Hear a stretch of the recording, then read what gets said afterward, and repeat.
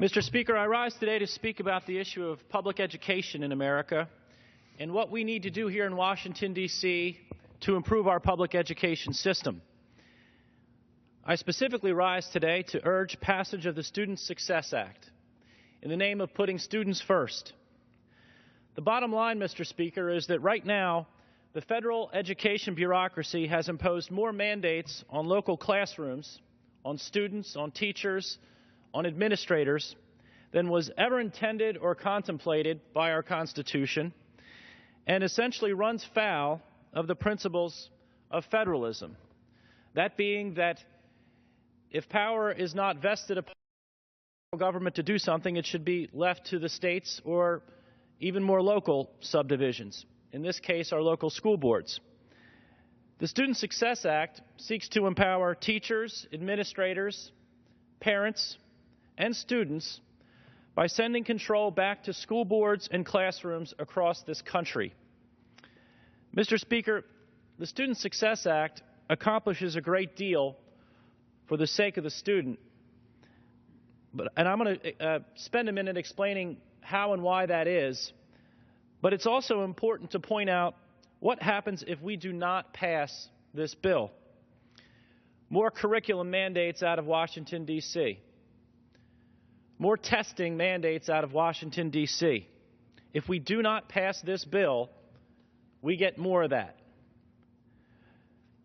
If we do not pass this bill, we have more power and control administered at the sole discretion of the Secretary of Education, as it stands right now. The Secretary of Education has the power of the purse at his disposal, and we have a waiver program that essentially plays out as follows. If the Secretary of Education at the federal level likes what you're doing with your curriculum and your accountability measures at the local level, you get grant money. If he doesn't like it, you don't get the grant money. Way too much discretion in Washington, D.C. over how public education is managed and administered in this country. That's not the way it was intended to be. The waiver program, which is in effect right now, is acting as a top-down lever to dictate what is taught in the classrooms, how it's taught, when and how much testing should be employed by teachers, how they teach in the classroom, and when students have to take tests. I cannot tell you how often I hear from parents and students and teachers lamenting about not only the days spent testing, but the days spent preparing to test. And the effort with the Student Success Act is to roll that back and have states take a leadership role in that and the federal government retreat, reduce the federal footprint in education in this country. This is not a partisan issue. This is an issue of fairness. It's only fair that teachers and parents get more say over public education and Washington, D.C. gets less. A vote against this bill is a vote for the status quo.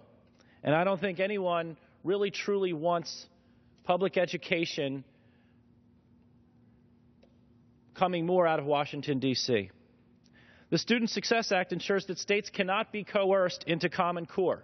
If we do not pass this bill, the Secretary of Education, through the waiver program, has more ability to impose Common Core.